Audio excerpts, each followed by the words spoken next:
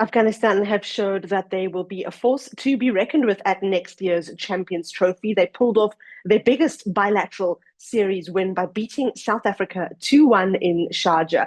They were unable to make it a clean sweep in the final ODI, but they've still showed plenty of signs that they've got a load of great players and lots to look forward to. Let's have a look at some of the takeaways from this series.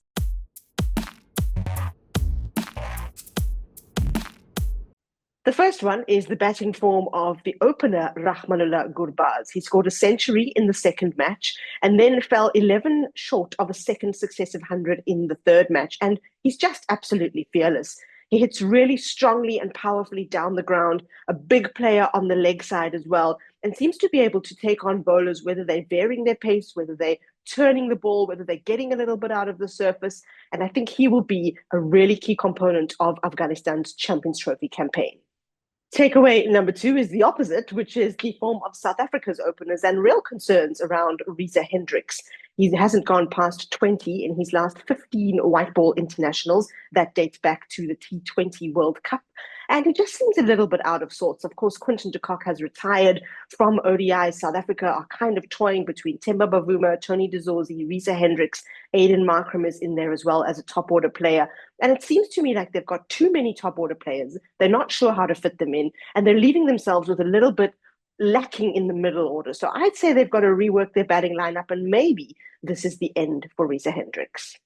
And the final takeaway looks at two of the young up-and-coming spinners across both sides. For Afghanistan, Mohammad Ghazanfar, just 18 years old. We saw him at the Under-19 World Cup in South Africa earlier in the year.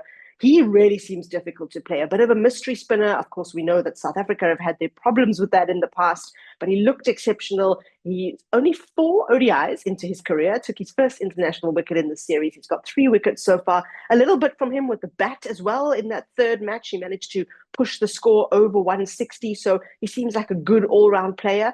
And then from South Africa's perspective, it was an ODI debut for the leg spinner Nqabayomzi, who really is a great prospect. He bowled the Lions to the domestic T20 title last year. And if they're going to be playing a lot of cricket, especially tournament cricket in the subcontinent, they'll be looking at someone like him to lead their attack. So that's it from this Afghanistan-South Africa ODI series. We'll be back with more from all around the world and especially in the UAE very soon.